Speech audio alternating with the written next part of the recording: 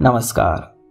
आताच हाती आलेल्या बातमीनुसार शरद पवार गटाला राष्ट्रवादी काँग्रेस पक्ष शरदचंद्र पवार हे पक्ष नाव मिळाल्यानं या पक्षातील आमदारांना आता अजित पवार यांच्या राष्ट्रवादी काँग्रेसचा पक्षादेश म्हणजेच व्हीप लागू होणार नाही. त्यामुळे आगामी राज्यसभा निवडणूक आणि अर्थसंकल्पीय अधिवेशनामध्ये अजित पवार यांचा व्हीप न पाळण्याबद्दल आमदार अपात्रतेचा धोका आता त्यांच्या टळलेला आहे.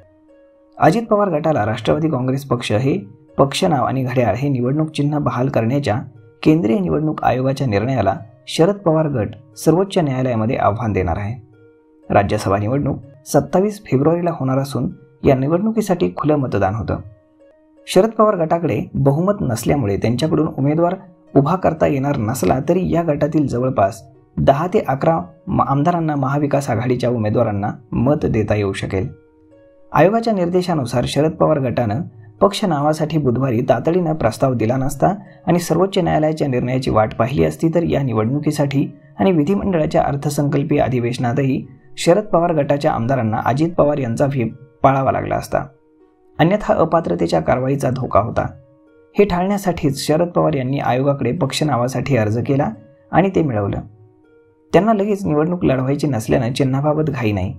आयोगाकडून पक्ष नाव आणि चिन्ह दोन्ही मिळालं असतं तर सर्वोच्च न्यायालयातील याचिकेवरती तातडीनं सुनावणी होऊ शकली नसती आणि आयोगाचा निर्णय स्वीकारल्याचं चित्र निर्माण झालं असतं.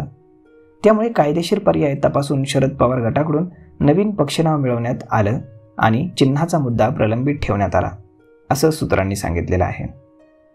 तर अशा पद्धतीनं शरद पवारांनी ही खेळी खेळलेली आहे जेणेकरून अजित पवार गटाचा व्हीप त्यांना लागू होऊ नये आणि त्यांच्या आमदारांना तो पाळावा लागू नये म्हणून. तर मग मित्रांनो, अशा पद्धतीनं आता राष्ट्रवादी काँग्रेस हा पक्ष अजित पवार यांना मिळालेला आहे. तर यावर तुम्हाला काय वाटतं हे तुम्ही आम्हाला कमेंट करून नक्कीच सांगा. आणि जर हा व्हिडिओ तुम्हाला आवडला असेल तर आपल्या जवळच्या मित्रमंडळींसोबत देखील हा व्हिडिओ तुम्ही शेअर करायला विसरू नका. धन्यवाद.